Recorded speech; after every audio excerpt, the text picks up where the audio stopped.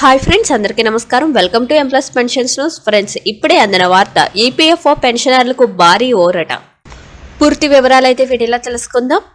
వీడియోని ఇంకా ఎవరైతే సబ్స్క్రైబ్ చేసుకోకుండా చూస్తున్నారో దయచేసి సబ్స్క్రైబ్ చేసుకోండి ఫ్రెండ్స్. సబ్స్క్రైబ్ చేసుకోవడం వల్ల లేటెస్ట్ పెన్షన్స్ న్యూస్ ఎప్పటికప్పుడు మా ఛానల్ ద్వారా మీకు తెలియజేయడం జరుగుతుంది.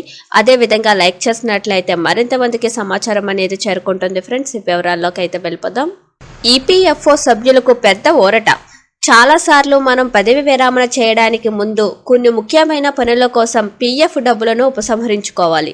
ఉదాహరణకు, కుటుంబంలో వివాహం సమయంలో మీకు డబ్బు అవసరమైతే మీరు దానిని ఉపసంహరించుకోవచ్చు. ఈపీఎఫ్ఓ నిబంధనల ప్రకారం పీఎఫ్ డబ్బును సమయానికి ముందే ఉపసంహరించుకోవచ్చు. దీనికోసం మీరు ఫామ్ 31ను సమర్పించాలి. ఈ ఫామ్ నిండిన తర్వాత మీ దరఖాస్తు అంగీకరించబడుతుంది. డబ్బు నేరుగా మీ బ్యాంక్ ఖాతాకు బదిలీ చేయబడుతుంది. ఈపీఎఫ్ఓ తన సభ్యులకు పీఎఫ్ ఉపసంహరించుకోవడానికి కారణాలను కూడా విస్తరిస్తుంది. వైద్య అవసర పరిస్థితుల్లో పాటు ఉద్యోగులు ఇప్పుడు గృహ నిర్మాణం, విద్య మరియు వివాహం కోసం పీఎఫ్ డబ్బును ఉపసంహరించుకోవచ్చు. 120 కంటే ఎక్కువ డేటాబేస్లను సమగ్రపరచడం ద్వారా ఈపీఎఫ్ఓ తన డిజిటల్ మౌలిక సదుపాయాలలో గణనీయమైన పెరుగుదల చేసింది. ఈ ప్రయత్నాలు కేవలం 3 రోజులకు తగ్గించబడ్డాయి.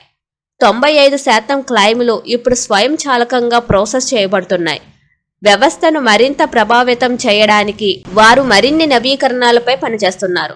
ఈపీఎఫ్ నుండి వివాహం కోసం ప్రారంభం డబ్బును ఉపసంహరించుకునేటప్పుడు మీరు మీ స్వంత వివాహం కోసం లేదా మీ కొడుకు లేదా కుమార్తె కోసం వివాహం లేదా మీ సోదరుడు లేదా సోదరి వివాహం కోసం డబ్బును ఉపసంహరించుకోవచ్చు.